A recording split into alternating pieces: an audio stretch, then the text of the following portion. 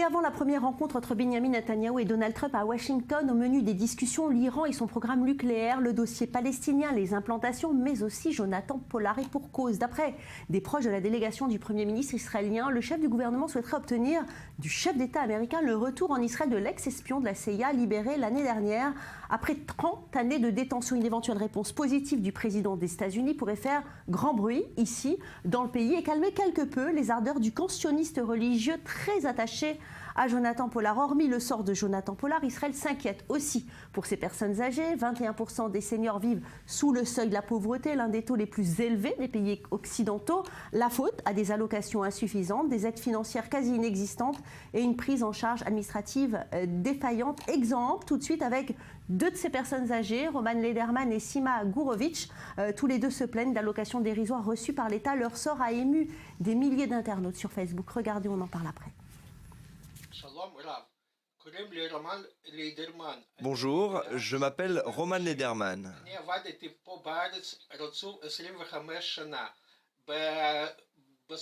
Je me suis installé en Israël en 1990.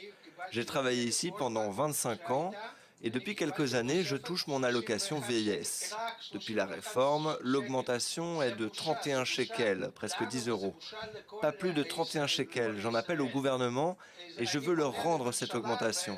31 shekels et je demande à tout le monde de faire de même.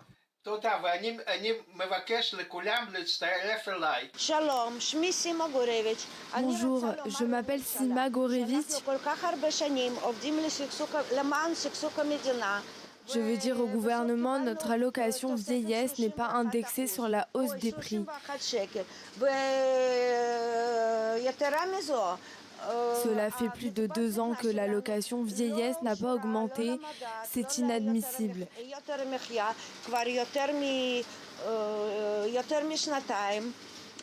Il faut faire immédiatement quelque chose. Et dans le cadre de cette séquence Israël Inside, avec moi en plateau, Samuel Calvo, bonjour, Jonathan Serrero, bonjour, et vous, Maurice Ifergan. Alors on vient de le voir, 31 shekels d'augmentation sur cette allocation mensuelle, c'est vraiment dérisoire. Quel est le montant total de ce que touchent justement les personnes âgées? Et expliquez-nous comment ça fonctionne.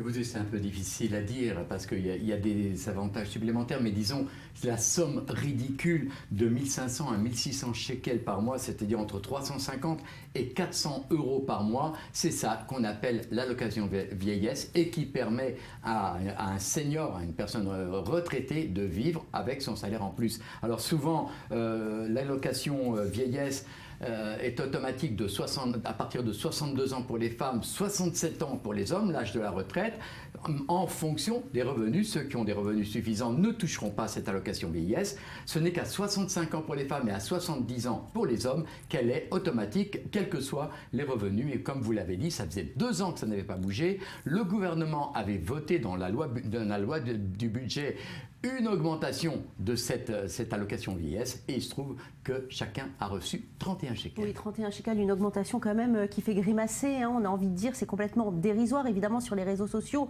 ça a grogné, une révolte est peut-être en train d'arriver chez les seniors? Absolument, les seniors sont organisés, vous savez Valérie, il y a déjà 10 ans, on avait déjà connu le parti des retraités qui avait réussi à acquérir près de 10 sièges à la Knesset sur ce thème-là, permettre aux seniors de vivre dans des conditions décentes. Alors aujourd'hui, le mouvement prend de l'ampleur sur Facebook. Vous savez qu'il y a des pages de retraités qui circulent. Il y a déjà près de 6000 signatures qui demandent à tous ceux qui bénéficient de l'allocation vieillesse, et ils sont, vous savez, en Israël, ils sont 200 000 tout de même. Il y a déjà plus de 6000 signatures qui demandent à tous ces gens-là de renvoyer ces 31 shekels par chèque au Premier ministre d'ici le 22 février. Oui, et pourquoi pas. En revanche, la Knesset a adopté une nouvelle législation, vous vouliez nous en parler, au début de l'année. Alors, c'est plus l'allocation vieillesse, mais c'est l'allocation de l'ancienneté, j'ai envie de dire. Vous allez m'expliquer, mais j'ai l'air de comprendre, finalement. Les vieux ne sont plus si vieux de nos jours. Les vieux sont plus si vieux, mais surtout, ça ne coûte rien de changer les noms. On appelait ça l'allocation vieillesse, Kitbat Zikna. Aujourd'hui, on ne le fait plus parce que c'est assez péjoratif en ce qui concerne ces personnes-là. Donc, on dit l'allocation d'ancienneté. Alors, c'est un député qui est à l'initiative de cette mesure qui permet effectivement à sa maman de se sentir un peu mieux puisqu'elle lui a dit « Mon fils, je ne suis pas vieille, je suis simplement une ancienne dans ce pays, et donc il a initié cette loi qui est passée en deuxième et troisième lecture à une grande majorité. Mais j'ai envie de vous dire, Valérie, c'est symbolique, cette loi ne coûte pas un centime au gouvernement, puisqu'il s'agit simplement de changer le nom de l'allocation sur les lignes des assurances nationales. Par contre, les 31 shekels, c'est une honte dans ce pays que ce soit seulement 31 shekels pour les vieux qui n'ont pas de quoi vivre. Oui, alors la faiblesse des allocations, on vient de le voir. Jonathan Serrault, en tous les cas, même si on ne compte pas dessus, il y a d'autres solutions pour les aider, ces personnes âgées? Oui, il faut trouver tout de suite des solutions. Tout de suite, 2 chiffres, 939 000 personnes âgées en Israël. 21,7% d'entre eux se trouvent sous le seuil de pauvreté. Vous l'avez dit en introduction, c'est l'un des taux les plus élevés des pays occidentaux et de l'OCDE. D'autant que l'espérance de vie aussi augmente dans le pays et que désormais, à 60 ans, on se sent toujours utile. D'ailleurs, 70% d'entre eux souhaitent poursuivre aujourd'hui leur carrière professionnelle. Par ailleurs, les plus de 60 ans sont tout aussi connectés aux nouvelles technologies que les plus jeunes, peut-être pas avec la même dextérité, bien évidemment, mais aussi surfent sur Internet et peuvent donc postuler aux métiers administratifs où il est nécessaire de savoir utiliser un ordinateur et sans pour autant que cela nécessite un grand effort. C'est le cas dans les associations d'aide à la personne.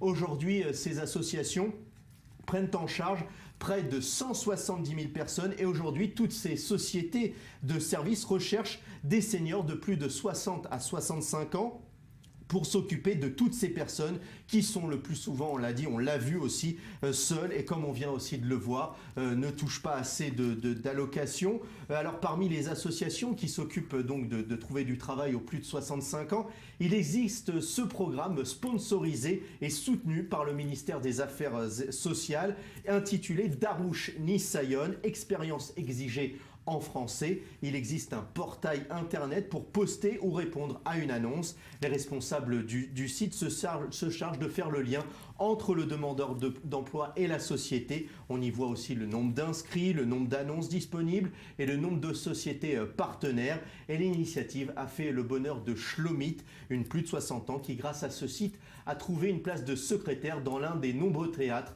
du pays. Je vous propose de la regarder. Une personne âgée vient au travail parce qu'elle veut travailler. Je fais profiter de mon expérience, de mon savoir et de l'expérience que j'ai acquise au cours des années. Shlomit nous apporte sa richesse, sa détermination et énormément de savoir. Et je pense que cela est le résultat de son âge et de son expérience. Je ne m'imagine vraiment pas arrêter de travailler et j'apprécie énormément mon poste de travail.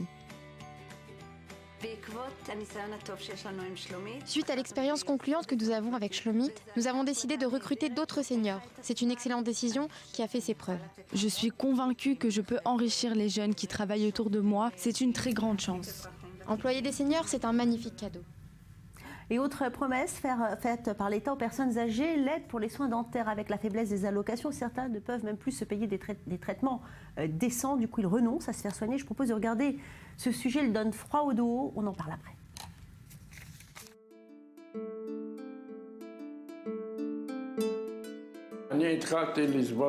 Je commence à souffrir des dents, mais pas énormément. On m'a dit que cela coûterait beaucoup d'argent, alors je n'ai pas voulu. Je souffre peut-être un peu malgré tout, mais de toute façon, je n'avais pas assez d'argent pour payer le dentiste. Raphaël approche des 90 ans. Il souffre de la maladie de Parkinson. Il a donc besoin de l'assistance d'une aide à domicile. Je reçois un peu d'aide de la famille et je m'en sors. Que faire ? Je dois renoncer à beaucoup de choses. Je n'ai pas le choix. J'achète ce qui est indispensable. Je renonce à ce qui l'est moins. Si vous venez un jour dans un asile de vieux, vous constaterez que la majorité souffre des dents. Raphaël sait qu'il n'est pas le seul à souffrir des dents. Victoria et Shmuel, eux aussi, ont compris qu'ils ne pouvaient pas se permettre des soins dentaires. Je suis entrée et il m'a dit « Madame, vous avez besoin d'effectuer des soins très sérieux. Ça coûte 12 000 shekels. » J'ai dit « Quoi ? 12 000 shekels ? Qu'est-ce que ça veut dire ? D'où je vais trouver cet argent ?» J'ai cessé les soins depuis 2 mois, ils m'appellent, mais je leur réponds « Je n'ai pas d'argent. » Et vous ne souffrez pas ? J'ai mal, et je ne peux pas manger comme tout le monde.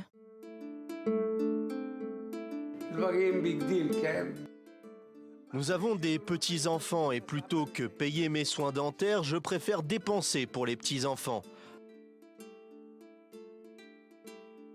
Pas dans des choses énormes, les petits viennent et n'ont pas besoin de demander « Papy, t'as 50 ou 100 shekels ?» Alors il me reste quelques dents que je peux encore faire durer. Shmuel et Victoria Sofer payent toutes leurs factures à temps. Ils se débrouillent pour ne pas être à découvert à la banque et n'ont pas honte non plus d'accepter parfois l'aide d'associations. Comment payer? Vraiment, on n'a pas de quoi. Une tranche de pain et un verre de lait, c'est mon repas du soir. Croyez-moi, avec toutes les pilules que je prends, pour ne pas me réveiller quand je dors, pour me sentir mieux et ne pas penser à la misère. Des fois, j'ai envie d'avaler une dizaine de pilules. Les avaler et ça y est, ne plus voir, ne plus entendre, rien. Mais les faits montrent que lorsque même il y a des budgets nécessaires, ils ne sont pas forcément utilisés. Entre 2013 et 2015, sur les 2,5 millions destinés aux soins dentaires des personnes âgées, seuls 9% ont été utilisés.